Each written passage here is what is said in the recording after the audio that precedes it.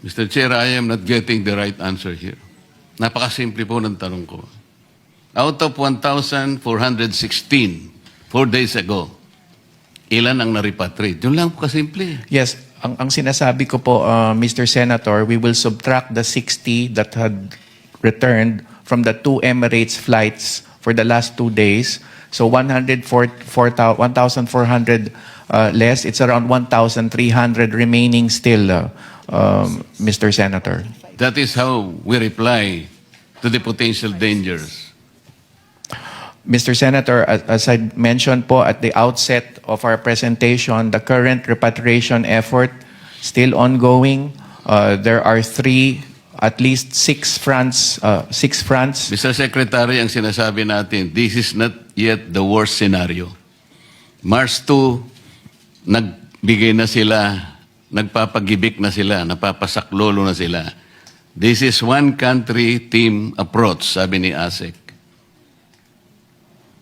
Out of 1,416, 60 ang na-repatriate natin. This is not the kind of response. Sir Senator, ang hinihingi lang ho namin ay konti pang panahon dahil Hindi, currently naintindihan ko we po yun. are Naintindihan ko po undertaking yun. the repatriation effort. We're crossing them over by land. Secretary, what I am presenting is a one-country approach. Hindi po tayo dapat mag-away-away dito. I am using this as a test kung gaano po ang level of response natin today. Kaya gusto nating hanapin yun. Wala pa po yung worst case scenario. Ang sinasabi natin kanina, paano kung magkaroon ng worst case scenario? For example, naging hindi na 1,416, naging 14,000 na kagad. So para lang ma-determine natin kung gaano ka-adept ang level of response natin. Yun lang ang punto rito. Okay. Bago mo sagutin, may interject, Senator Marcoleta. Secretary Gakdak and ASEC Tago, saan ho tayo nahihirapan? Because tama po, yung tanong po, malinaw, 1,400 plus, pero out of that, 60 pa lamang po.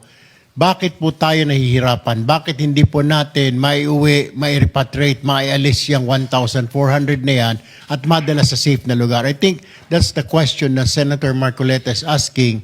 Saan po kayo nahihirapan? Bakit kayo nahihirapan? Bakit tayo nahihirapan at hindi natin maialis, mailagay sa safe na lugar yung 1,400 na yan, Yes. Secretary? Sa ngayon po kasi sarado ang airspace sa lahat ng bansa na covered ng requests for repatriation.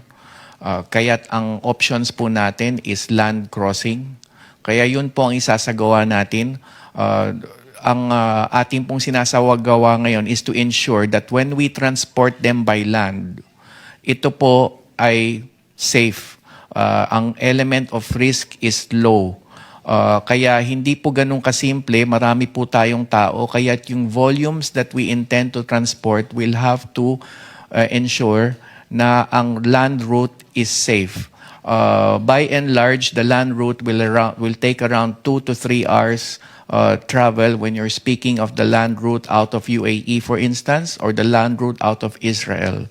But we are imploring the patience of the honorable senators because this is currently being worked out. And once we hit our stride in terms of the land crossings, then we will facilitate the volumes that are necessary to be repatriated. Pero yun po ang main difficulty, Mr. Chair. We are basically limited by the fact that air transport is severely curtailed gawa ng pagsara ng airspace.